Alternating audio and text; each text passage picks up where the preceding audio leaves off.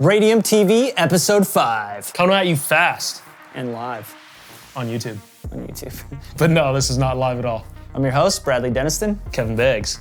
What are we talking about today? Today we are talking only about new stuff, the newest new stuff that comes from the new universe of new things. We're talking about Big Sean, I Decided, his newest album of 2017. Number 1. Drop the bomb. From there, we're talking Panasonic Gh5, not the Gh4 or the Gh3. We're talking about the newest 2017 Gh5. From there, we're talking NAMM 2017. We're not talking Vietnam, we're talking the North American Musical Convention. I had no idea what that stood for. Yeah. I don't think that's it, because you put a C in there. So yeah, Gear Talk, new releases, NAMM 2017, part 2. We're covering it again because there's so much good stuff. Stay tuned.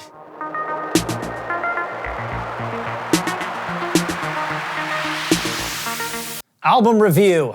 Big Sean, I Decided. Moves. I got the moves. I'm making moves.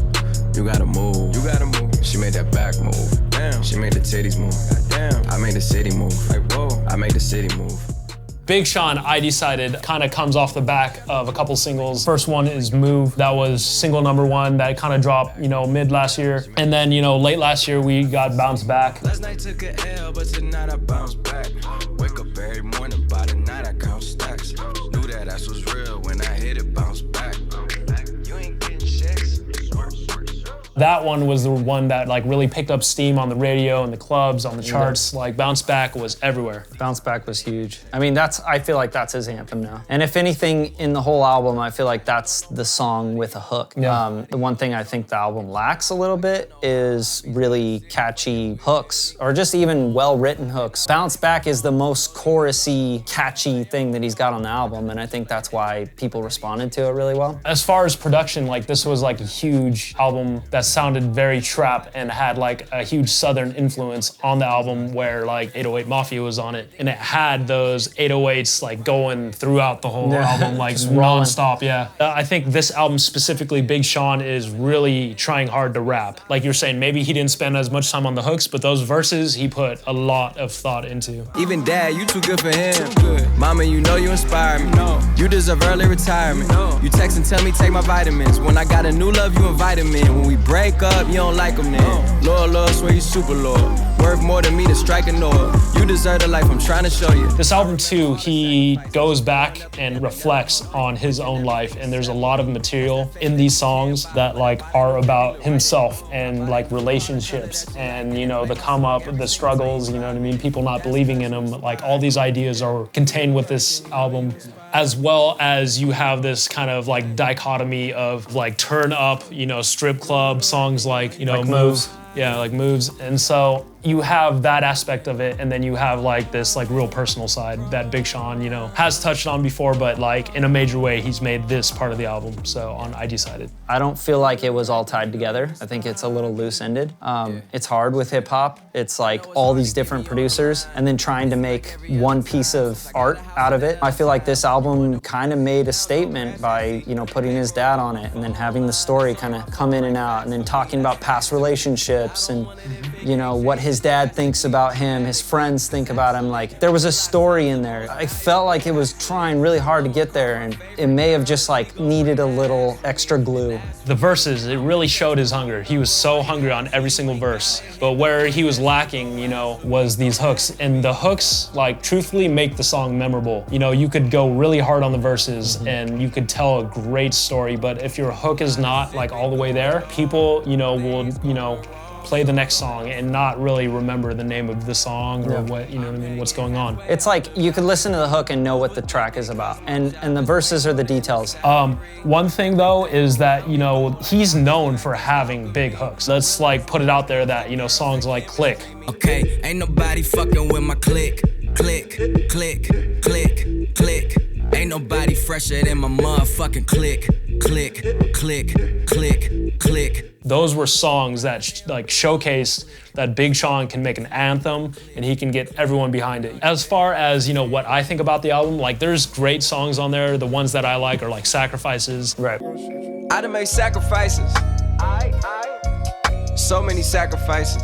You have No Favors, which is Big Sean featuring Eminem. Shady number 81 Shirley, I'm turning into the air and her name is the rap state of emergency. And on that song, like he's rapping really hard. He's sprinting. He's showing that like, yeah, I can, you know, run pace with Eminem. Die, like I do this for the crib, the flint. Kids who can sit with lead, others get hit with the lead. From where they need a hand out, but they tell you. You don't put Eminem on a song unless you're gonna rap your ass off. And like Eminem's one of those artists that are gonna work you on your own record. So Sean knew that he had to bring it on that one. What we think about this overall album, I'd say I give this album a 8.5 out of 10. I don't think, you know, like next year that I'm gonna be listening to it still. I think it has great concepts in it, but the execution wasn't enough to make it in that, you know, upper tier of albums, you know, even considered a classic. I'd say it's a great Big Sean album, but, you know, next year, like I always say, we'll be listening to another Big Sean album, hopefully, and, you know, our attention will be that way.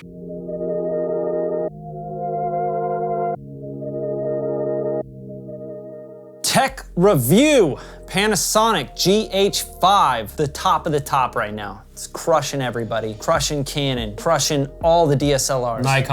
Nikon, Sony, everyone. You can get into this camera for $2,000. You could be shooting movies for like $2,500. Grab the camera, go make a movie. We got a 20.3 megapixel on this thing. We're talking about a 5-axis image stabilization. The sensor on this thing is so efficient, it will not overheat. It doesn't get crazy, doesn't use too much battery power.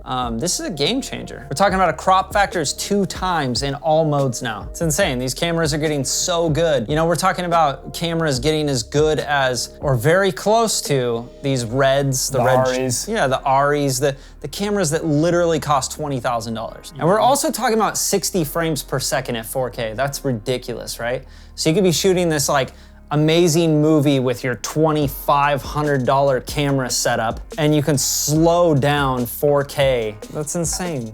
You know what? The thing though is that Panasonic does it better because they're able, you know, to do things like process a 4K image, you know, at half speed. It's not a lot of information it has to process, and therefore it can do more with that information it does get.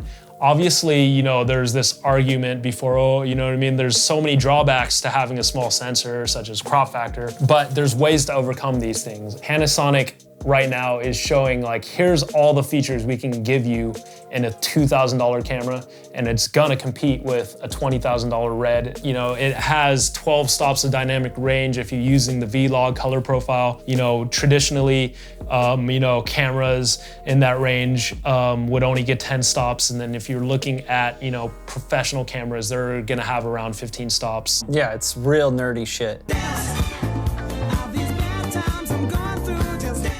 So this camera does 422 10-bit internally, which means the color depth is, you know, in the millions now, where the color depth was in the thousands before. Say you're a dude shooting on green screen, you need all those colors so that you're not, you know, cutting out the side of your cheek, right. You know what I mean, when you're cutting the green screen. Maybe the human eye can't really tell the difference between 8 and 10-bit, but when you're working in post and you're working in colors, like it's a game changer. Game changer camera. The next thing they did that people don't really like talk about too much is the autofocus. A lot of the people shooting with these cameras are pretty much setting it on a tripod. They're either talking to it and vlogging, or they're, you know, they're shooting what we're doing, like, you know, shooting a show. Yeah, you set it up and you go. And sure, you know, you have that like nose in the air photographer or videographer. Oh, I never use my own camera. Manually only, like, but I like to grab my lens. Another thing they did is they improved the viewfinder. Now it's a 3.2-inch screen on the inside, which means it's like huge. There's a lot of detail, and I want to be able to see, you know, what my color correction looks like. I want to see how sharp it is. I want to be able to get perfect focus. The things that they can do processing-wise in these cameras is huge now. So they have vector scopes, waveforms, they have live updating waveforms. You can put LUTs on the image. These things were only things you could do within RE cameras. It's like the amount of things they can do in the Gh5 now are like huge because they've upped the processor. Like you don't realize you know, making the computer better on the camera allows you to do all these things that you couldn't do before. Right. Hey, look, bottom line is the camera kicks ass. It's 60 frames per second at 4K. It's got a better sensor that's more efficient. It can cook you breakfast. It can clean your apartment. It's fucking awesome, and it's only 2,000 bucks. Let's talk about a little bit about the practicality of this camera. All these new features on the camera are gonna allow you to work differently. We're talking about dual image stabilization, which means you have a, you know, 3-axis image stabilization within the lens. So the lenses on these Panasonic lenses now have, you know, obviously they've always had image stabilization, but now that they can work in tandem with the sensor, which is also moving on 5 axes, in and out, up and down, you know, left and right. Now you have dual IS, which means you can walk around and it's gonna be steady. You can shake your hand a lot and it's gonna be pretty damn steady. Nice. Another issue that most DSLRs have is what we call rolling shutter, which means the image moves left to right. When you're like doing a fast pan and you're moving, the image actually curves. The Gh4 was actually known for being one of the best cameras to deal with rolling shutter. To put that in perspective, they've even improved that. So that's like another huge one as far as practicality goes. It's like these little things like they paid attention to. The next thing to talk about is they upped the sound. You know, we're audio guys. Yeah. So now they have a whole new audio unit that goes hot shoe mount on top of the camera, which has XLR input. It's the first camera to have a built-in 96K input for audio. That's nice. So now we're shifting our audio that can write directly to video on 96K, you know what I mean? But the thing about it is it's a new hot shoe technology, which actually transmits the audio through the shoe of the mount. And it's not like going through the 1/8" jack like every other hot shoe mount. They're doing everything that should have been, you know what I mean? Like I feel like a lot of camera manufacturers have just been like doing things wrong for so long and getting away with it. Getting away with it. Nobody's holding them accountable. So good job, Panasonic. We love you.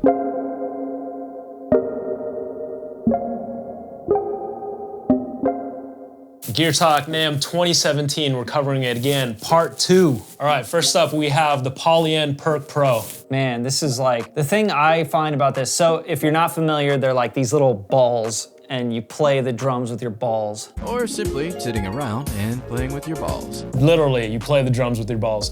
But no, they're like these aluminum balls with these like wooden like triggers on the inside and they like strike. You can change the materials so they're gonna have like wood, steel, all this stuff. They will play any MIDI information right onto like live percussion or a drum kit. It's gonna be a game changer because you have a drummer with 2 arms, 2 legs, and now you're gonna have a drummer with 2 arms, 2 legs, and a poly perk setup that could play all these other counter rhythms with a machine that you've programmed for your set. You're opening up so many possibilities. Honestly, like to get that machine sound, but with live drums, it's just opening up another color palette. It's like, look, we can take MIDI and humanize it. We've learned how to make drum kits in the box sound like a human's playing them, but can we make a machine play live instruments, drums, you know? Like, that's pretty cool, so we're going that way. The next up we have the Manley Reference Silver, another addition to their line of like top tier mics. Yeah, these are good mics. I think a lot of them are designed after classics. I know that the Manley Reference was designed after the 47, but you know, yeah, these are forward vocal mics. Now they're doing this kind of modeled after the Sony C37,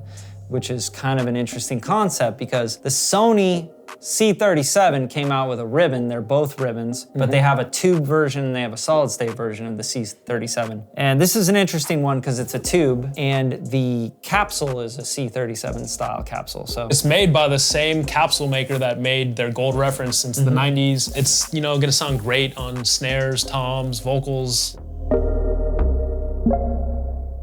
So what's next? What do we got? We have the Amphion Mobile 112. And this is like Amphion's like entry into like the smaller monitors. This is like the new standard NS10 with more depth, clarity, range, dynamic range, punch. It's literally like they took the idea and the concept of the NS10 and made it faster for percussive elements and transients.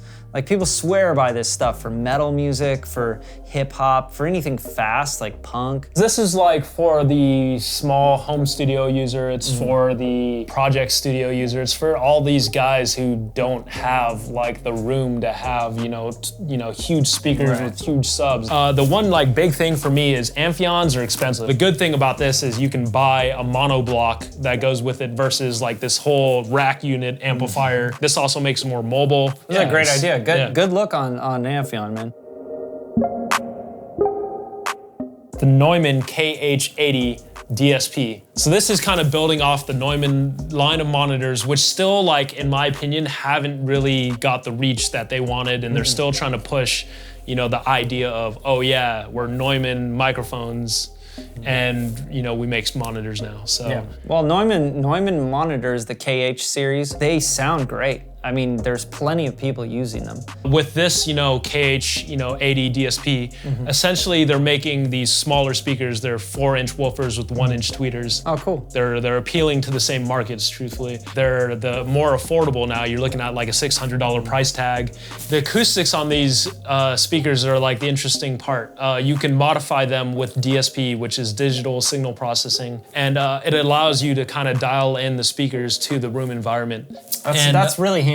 Yeah, and they're network controlled on the back. You got Ethernet on the back of the speakers, you know, similar to the Gen LX or, you know, any other DSP-based speaker. They always have, you know, some sort of networking system between the speakers. I think it's almost a direct response to the Yamaha. How many beat makers do you see with the HS80s, you know? And now we have Neumann and we have Barefoot. You know, now you have an option. Yeah, I want to see options like Guitar Center. You got to stop carrying all the bad speakers. I don't want to see Behringers anymore. I want to see real speaker manufacturers getting into these big chains. Thanks for watching episode 5 of Radium TV. The beer is low, it's time to go. Yeah, if you haven't already, go check out 4, 3, 2, 1. Man, we're going all the way with this, so go check it out, and it's dope, I promise. You're gonna learn some stuff. That's all we're trying to do is drop some knowledge. Also, make sure to check out the Spotify playlist in the description of this video, and make sure to send your questions on Twitter. We're gonna start answering some of that. It's a new section we're calling Mailbag, and like, I just wanna answer everything you guys wanna ask. Got some questions, we got some answers, maybe not, maybe we'll just make up some. Yeah, and also make sure to visit radium-media.com for every single latest, newest update that we have. And stay tapped in, stay woke. Stay woke.